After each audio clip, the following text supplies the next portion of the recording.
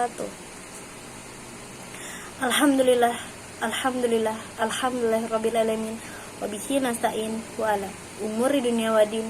Wassalatu wassalamu ala asrafil anbiya'i wa mursalin sayyidina wa maulana Muhammadin wa ala alihi wa sahbihi ajma'in. Amma ba'du.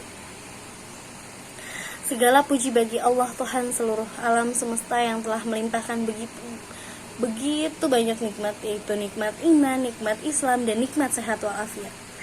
Salawat serta salam tak lupa kita haturkan kepada junjungan Nabi besar kita Muhammad Sallallahu Alaihi Wasallam, yang telah membawa kita dari zaman kegelapan hingga zaman terang benderang seperti saat ini. Pada kesempatan kali ini, izinkan saya berceramah tentang sabar. Teman-teman, ada satu hal yang tidak bisa kita cegah, tidak bisa kita tolak, tidak bisa kita hindari kehadirannya, yaitu ujian atau musibah. Ujian atau musibah itu datangnya dari Allah. Entah itu ujian penyakit, entah itu ujian tentang ekonomi, atau banyak hal-hal lainnya yang menjadi ujian setiap manusia.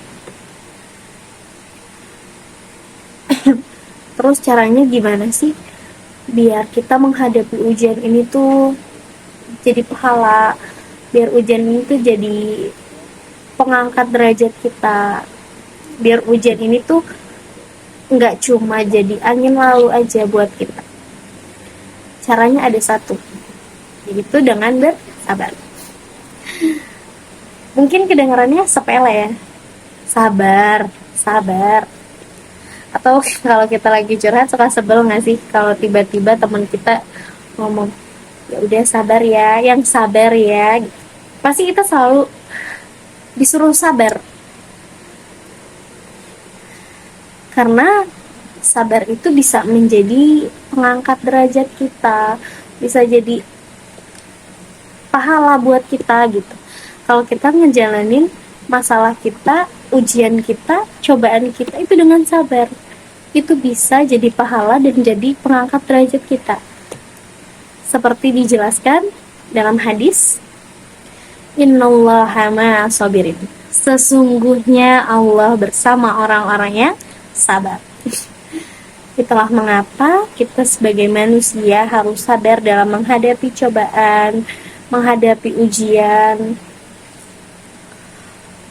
Mungkin memang berat, ujian yang kita lalui ini pasti berat. Tapi dengan kita bersabar, kita meminta bantuan Allah, kita melibatkan Allah dalam segala urusan kita, insya Allah yang tadinya berat, insya Allah dipermudah oleh Allah. Lalu kita bisa mengambil hikmah dari setiap ujian-ujian tersebut. Hikmah apa sih kalau boleh tahu? Gini teman-teman, dalam setiap ujian itu pasti Allah menaruh hikmah. Gak mungkin Allah ngasih ujian tapi gak berefek apa-apa kepada umatnya. Betul apa betul? Setiap musibah, setiap kejadian, setiap cobaan itu pasti Allah sudah menaruh hikmah dalam setiap ujian tersebut. Seperti contohnya, kita yang tadinya sakit nih, misal kita sakit tipes, oh aku harus jaga pola makan, oh aku nggak boleh nih makan pedas, oh aku nggak boleh nih minum kopi keseringan. Tuh. Itu sebuah hikmah yang mungkin terdengar sepele, tapi itu berarti loh.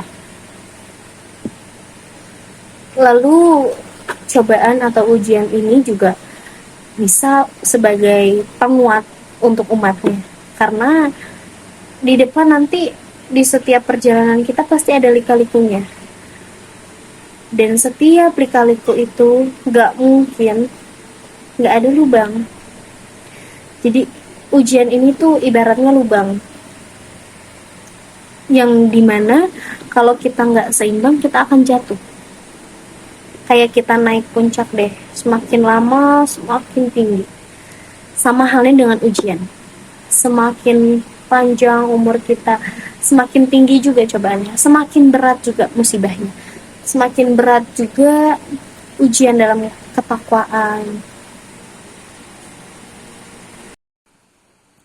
Lalu dalam surat Al-Baqarah ayat 155 juga dijelaskan, dan kami akan menguji kalian dengan sebagian rasa ketakutan, kekurangan harta, jiwa, buah-buahan, dan kelaparan. Serta sampaikanlah kabar gembira kepada orang-orang yang telah bersabar.